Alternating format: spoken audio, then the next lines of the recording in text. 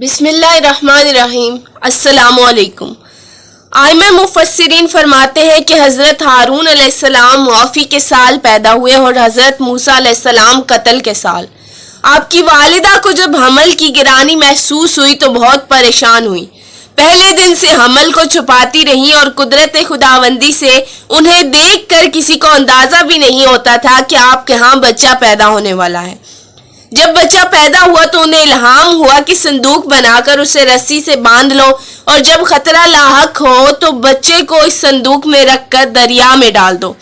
آپ کا گھر نیل کے بالکل کنارے پر تھا، اس لیے آپ بچے کو دودھ پلاتی رہیں۔ جب کسی ظالم سے خوف ہوتا تو اسے صندوق میں رکھ کر دریا میں بہا دیتی اور کنارے پر رسی کا سرا پکڑ کر بیٹھ جاتی اور جب بچوں کے قاتل واپس چلے جاتے تو آپ بچے کو نکال لیتی۔ حضرت موسیٰ علیہ السلام کی والدہ ماجدہ اللہ کے حکم کے مطابق عرصے تک چلتی رہیں۔ قدرت خداوندی کے ایک دن بچے کو صندوق میں ڈال کر نیل میں بہا دیا، لیکن معمولی سی غفلت سے رسی ہاتھ سے چھوٹ گئی اور صندوق دریا میں بہتا ہوا فرعون کے گھر کے قریب سے گزرا۔ مفسرین فرماتے ہیں کہ حضرت آسیہ کی لونڈیوں نے حضرت موسیٰ کے بند صندوق کو دیکھا اور دریا سے نکال لیا، اور اس وقت تک کسی کو کھولنے کی جسارت نہ ہوئی جب تک فرعون کی بیوی حضرت آسیہ کے سامنے اس صندوق کو رکھ نہ دیا گیا۔ حضرت آسیہ نے صندوق کھولا اور پردہ ہٹا کر دیکھا تو حضرت آسیہ اس چمکتے چہرے کو دیکھ کر حیران رہ گئی۔ نور نبوت ذو فشاں تھا اور جلالت موسوی سے آنکھیں خیر ہوا جاتی تھی۔ نظر پڑتے ہی حضرت آسیہ تو دل سے فریفتہ ہوگی۔ فرعون آیا اور پوچھنے لگا یہ کیا ہے؟ اسے جب اس بچے کی بابت بتایا گیا تو اس نے حکم دیا کہ اسے فوراً ذبح کر دیا جائے۔ حضرت آسیہ نے بچے کی جان بخشی کی التجا کی اور کہا میرے لیے اس بچے کی جان کو بخش دیں اور اسے قتل نہ کریں۔ فرعون کے سوئے ہوئے جذبات کو ابھارنے کے لیے کہنے لگی یہ بچہ تو میری اور تیری آنکھوں کے لیے ٹھنڈک ہے۔ فرعون کہنے لگا یہ تیری آنکھوں کے لیے تو ٹھنڈک ہو سکتا ہے لیکن مجھے اس سے کوئی غرض نہیں۔ مصیبت زبان کی وجہ سے نازل ہوتی ہے، شاید یہ ہمیں نفع دے۔ آسیہ کو تو وہ نفع اللہ تعالیٰ نے عطا کر دیا جس کی وہ امید لگائے بیٹھی تھی۔ دنیا میں اسے حضرت موسیٰ علیہ السلام کی وجہ سے ہدایت نصیب ہوئی اور آخرت میں ان پر ایمان لانے کی وجہ سے جنت الفردوس کی بہاریں نصیب ہوں گی۔ حضرت آسیہ کہنے لگی فرعون اس معصوم بچے کے قتل سے کیا فائدہ؟ یہ ہمارے لیے مفید ثابت ہو سکتا ہے، جیسا کہ ہے قرآن کریم میں ترجمہ ہے، یا اسے ہم اپنا فرزند بنا لیں۔ شاید اسی وجہ سے انہوں نے حضرت موسیٰ علیہ السلام کو اپنا منہ بولا بیٹا بنا لیا، کیونکہ ان کے ہاں اولاد نہیں تھی۔ اللہ تعالیٰ فرماتا ہے ترجمہ ہے اور وہ اس تجویز کے انجام کو نہ سمجھ سکے، یعنی ان کے وہم و گمان میں بھی نہ تھا کہ اللہ تعالیٰ انہیں اسی بچے کے ذریعے نیست و نابود کرے گا، اور فرعون اس کی بادشاہت کا خاتمہ اس کے ہاتھ پر مقدر ہو چکا ہے۔ جب حضرت موسیٰ علیہ السلام فرعون کے گھر میں قیام پذیر ہوئے تو حشم و خدم نے کوشش کی کہ بچہ کسی عورت کا دودھ پینے لگے، لیکن اس نے کسی کا دودھ نہ لیا اور نہ کوئی اور خوراک کھائی۔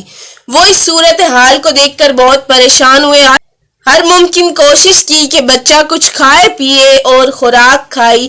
وہ اس صورتحال کو دیکھ کر بہت پریشان ہو گئے، ہر ممکن کوشش کی کہ بچہ کچھ کھائے پیے لیکن بے سود، جیسا کہ اللہ تعالیٰ فرماتا ہے اور ہم نے حرام کر دی اس پر ساری دودھ پلانے والیاں اس سے پہلے۔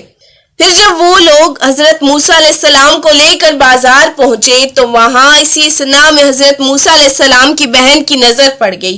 یہ تو موسیٰ ہے، اور اس نے پہچان لیا اور انہیں دودھ پلانے کی سر توڑ کوشش ہو رہی ہے۔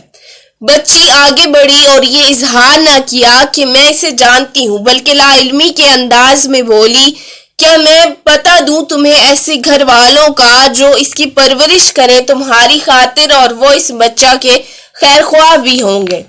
حضرت ابن عباس فرماتے ہیں کہ جب بچی نے یہ بات کہی تو فرعون کے خادم کہنے لگے کیا وجہ ہے کہ تو نصیحت کر رہی ہے اور بچے کی خیر خواہی پر انہیں ابھار رہی ہے؟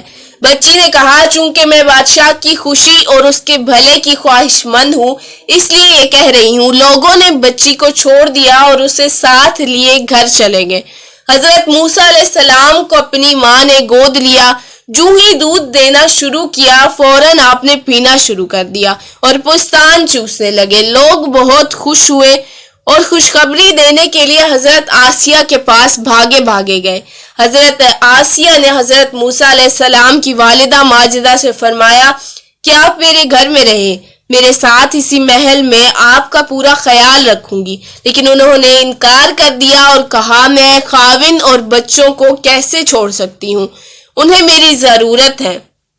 حضرت آسیہ مان گئی کہ وہ حضرت موسیٰ علیہ السلام کو اپنے ساتھ اپنے گھر میں لے جائیں گی، اور موسیٰ علیہ السلام کے ساتھ وہ گھر واپس آ گئے۔ حضرت آسیہ نے ان کی بڑی خاطر مدارت کی اور انہیں اجرت میں کپڑے، کھانے پینے کی چیزیں اور دوسرا سامان دیا۔ آپ اپنے بیٹے کو سینے سے لگائے واپس تشریف لائیں اور ماں بیٹے کی جدائی وصال میں بدل گئی۔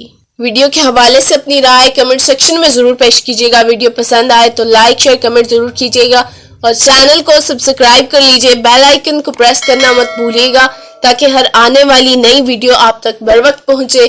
جزاک اللہ۔